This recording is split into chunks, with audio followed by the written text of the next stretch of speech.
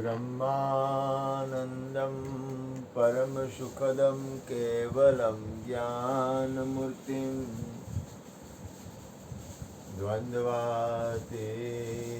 गगनसदृशं तत्त्वमस्यादिलक्ष्यम् एकं नित्यं विमलमचलं सर्वदी साक्षिभूतं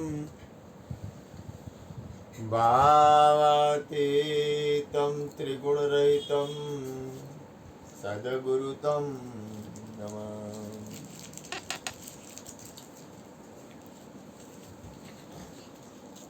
प्रगट गुरु हरिहर जीवन घटो घट बोलनहार લાડલે લાલ કરે ઓન મારું તજે તો મળે નહીં તારણ मेरा मुझ में कुछ नाई जो कछु है सो तेरा तेरा तुझको सौंप दिया अब क्या लगेगो मेरा। बोलिए सदगुरु महाराजनी।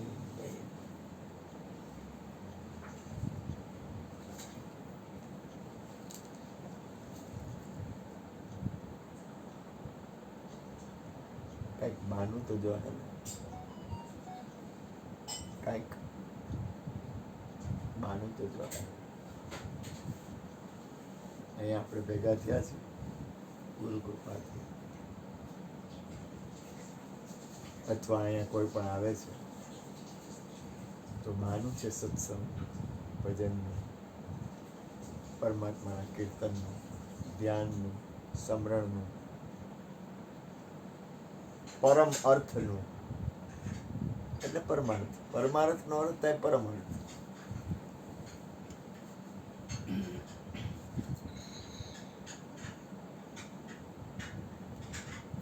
પણ છે એની રચના,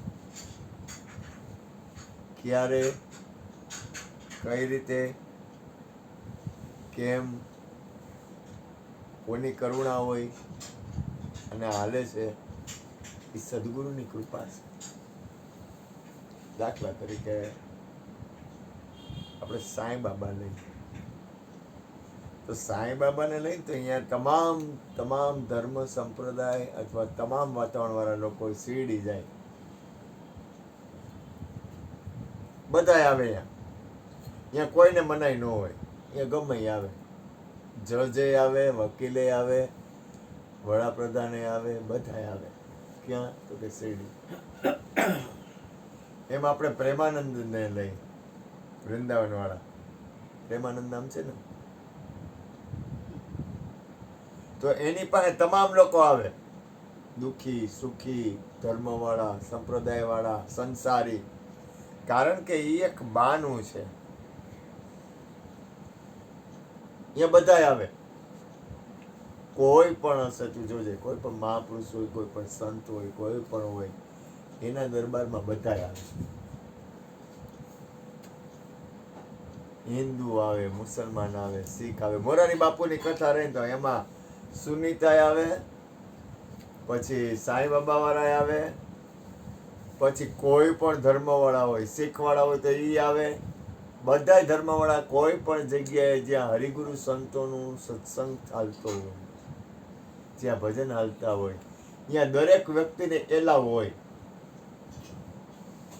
કારણ કે એની ભજનની તાકાત એટલી વધી ગઈ હોય, એ ભૂમિની અંદરની એવી તાકાત હોય કે અહીંયા દરેક વ્યક્તિ ચારે કોરથી ખેંચાઈને આવે. કારણ કે એ ભજનનું પ્રમાણ છે. તમારા આંગણે કોઈ આવે ને તો એનો અર્થ એ થયો કે કાંઈક સદગુરુની કૃપા છે. અહીં ચાલુ જ હોય, ખબર નહીં, ગુરુ મહારાજની કૃપા છે. એવું વાત હું નથી કરતો, આપણાથી કાંઈ ઓલું કાંઈ એવું નહીં, પણ કુછ તો હે. આ હાલે છે ને એ સદગુરુની કૃપાનું પ્રમાણ છે. અને સદગુરુની કૃપા એને જ કહેવાય કે અહીંયા બધા આવે. તમામ ધર્મ વાળા આવે. આજ સુરત થી આવ્યા હતા, એક માં ને દીકરી આવ્યા હતા સુરત. આંજે વળી ઓલો સાજીદ ને એના પપ્પા નહીં આવ્યા. બપોરે વળી ઓલા ઈશ્વરભાઈ આવ્યા. આંજે વળી ઓલો દિલપો ને એ લોકો આવ્યા. અત્યારે તમે બધા કૃપા કરો. એટલે આ એક ધૂણો થઈ ગયો, પ્રગટ ધૂણો. અહીં બધા આવે, સાધુ સંત ઓલિયા પીર પૈગંબર ફકીર આવે છે. એનો અર્થ ઈ છે, ઈ એનો પ્રમાણ આપે છે કે અહીંયા સદગુરુ મહારાજની સાઈન થઈ ગઈ છે. કોઈ માલિકી નથી, ભૂલ ન કરતા. આ કોઈ માલિકીની વસ્તુ નથી, આ એક સમજની વસ્તુ છે કે તમારા આંગણે કોઈ આવે છે તો એનો અર્થ ઈ છે કે ગુરુની કૃપા છે.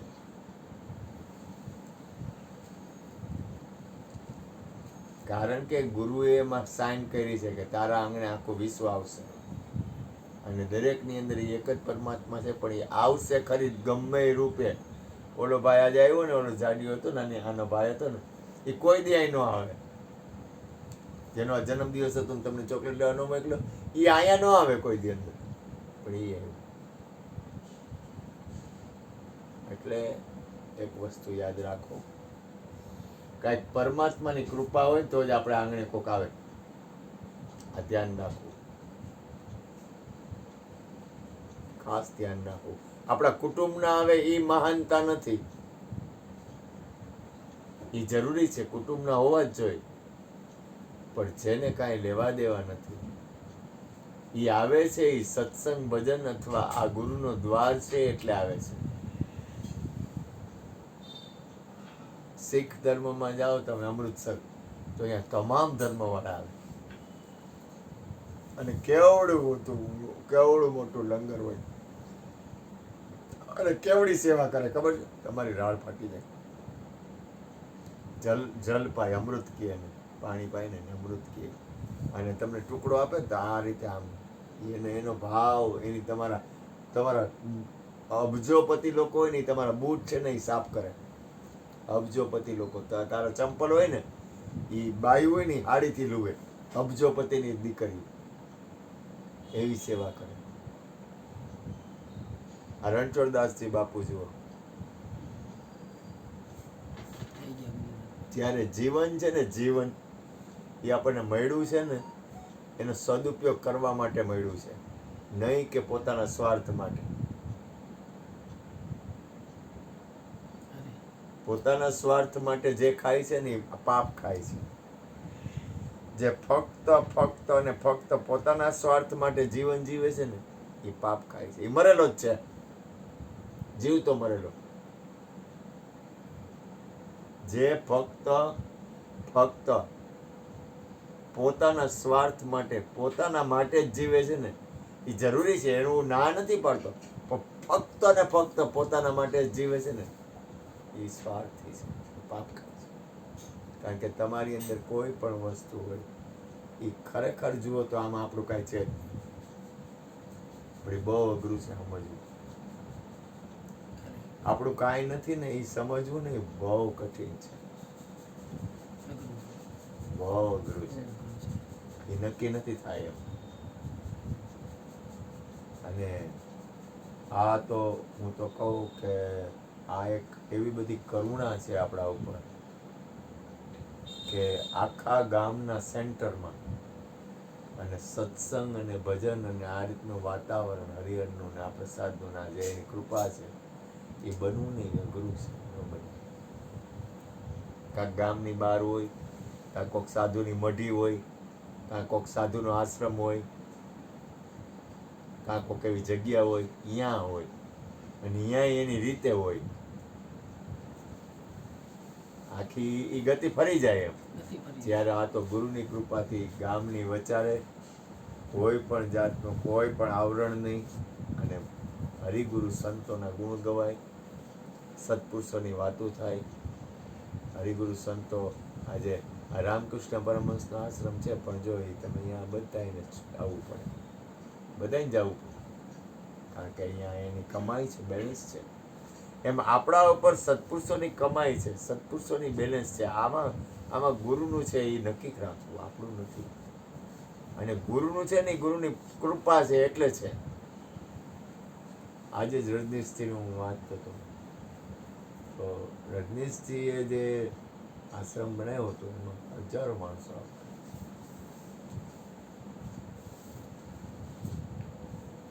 એમાં એનું એમ કહેવાય છે કે મૃત્યુનું કારણ મા શીલાબાઈની, અને એને રજનીશજીએ મૌન લઈ લીધું, બોલવાનું બંધ કર્યું. એટલે બોલવાનું બંધ કર્યું એટલે 3 વર્ષ ઉપર એ મૌન રહ્યા. એમાં એ મા શીલા આખું આશ્રમ હતો ને એની માલિક બની ગઈ. પણ જ્યારે એને બોલવાનું ચાલુ કર્યું ને પછી આખું એને દ્વેષ થયો. તમે આ દુનિયામાં દુઃખનું કારણ છે માલિકી.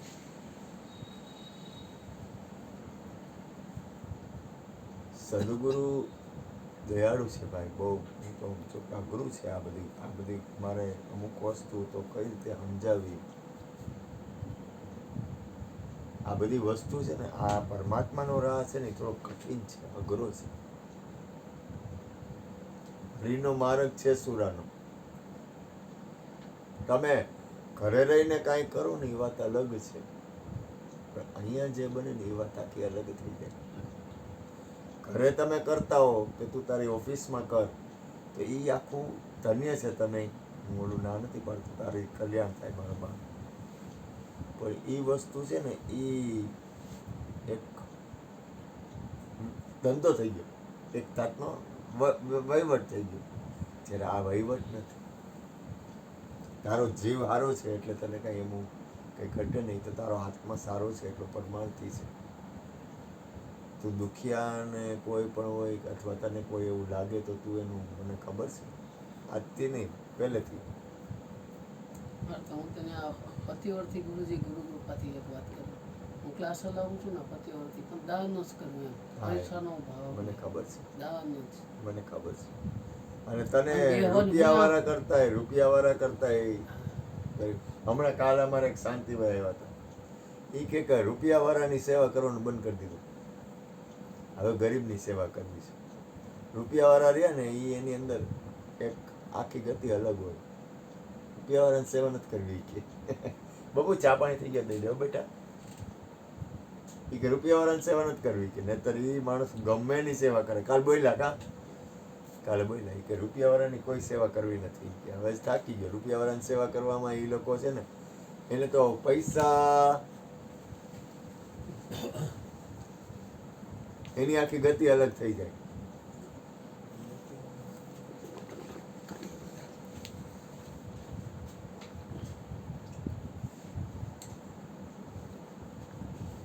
લઈ લે ના બેટા.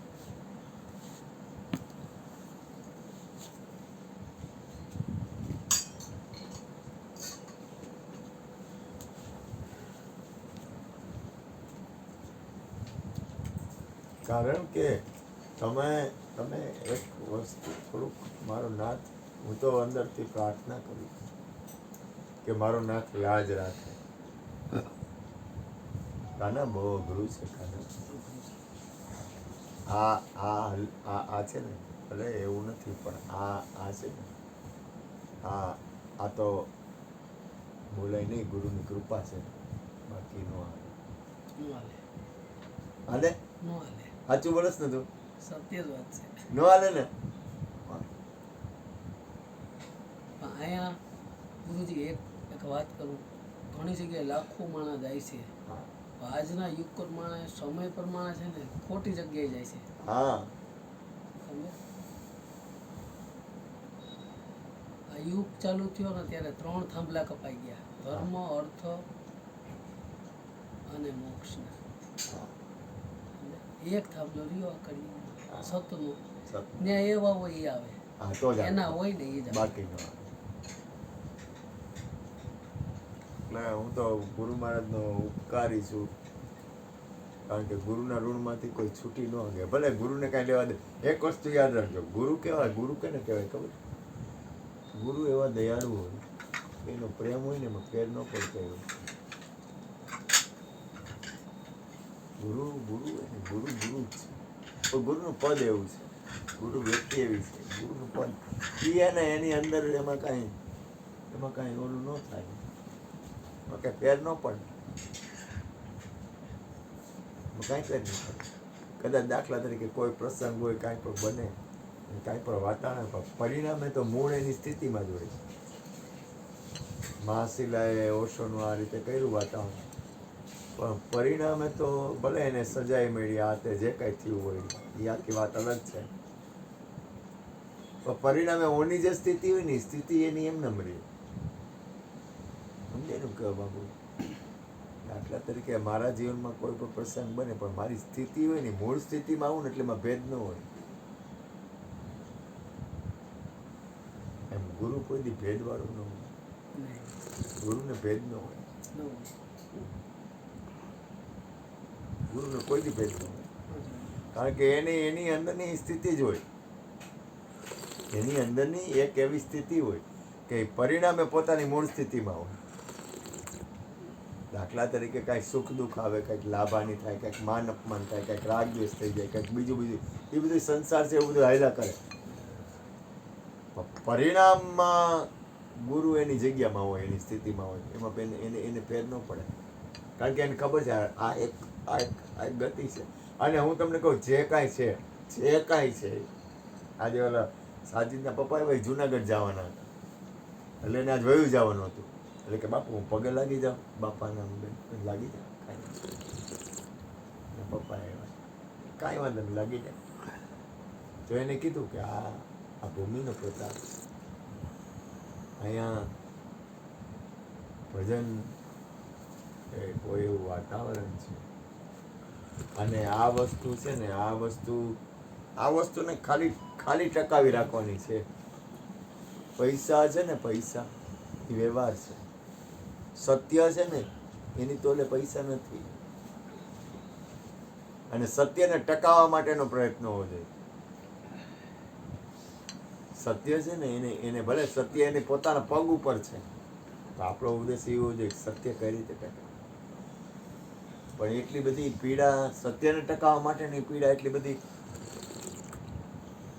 બસ સત્યને ટકાવવા માટેની પીડા સત્યને ટકાવવા માટેની પીડા નથી, જેટલી લૌકિક પીડા છે.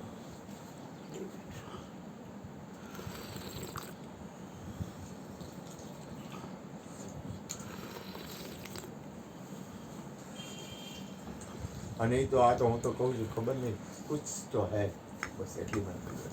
કાંઈ કેવું છે, લઈ લે બેટા.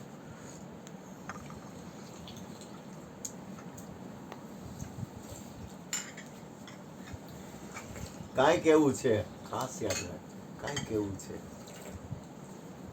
જેને હિસાબે આ ટકી ગયું. અને અત્યારના સમયમાં તો તમે જેટલું આ વાતાવરણમાં જેટલું પરમાત્માના સંતોના, મહાપુરુષોના, હરિગુરુ સંતોના સંગમાં મળે અને ભજન સત્સંગ થાય, જેટલું થાય એટલું એ કરવા જેવું છે, કારણ કે એમાં કલ્યાણ છે. આમાં ખોટ તો ન જ જાય, આમાં ખોટ ન જાય. તમે લોકો આવો ને એટલે તમને પૈસાની વાત આખી અલગ થઈ ગઈ, પૈસા નહીં પણ તમારી અંતર્ગતિમાં ખોટ ન જાય. કારણ ઓલા બાપા આજે આવ્યા ને, બાપા મેં કીધું બાપા એક વસ્તુ કહું, મેં કીધું તો કે બોલો ને ભાઈ. સાજીદના પપ્પા હતા, સાજીદને તું ઓળખ? ઉસ્તાદ, એટલે એના પપ્પા આ નાનકુભાઈ, તમે કહો એના પપ્પાનું નામ મને નથી ખબર, એની મને નથી ખબર. તો મેં કીધું તમે એક વાત કરું, મેં તો પૂછું તમને, તો કે બોલો તમે ઘરે હતા અને અહીંયા છો, એમાં ફેર લાગે?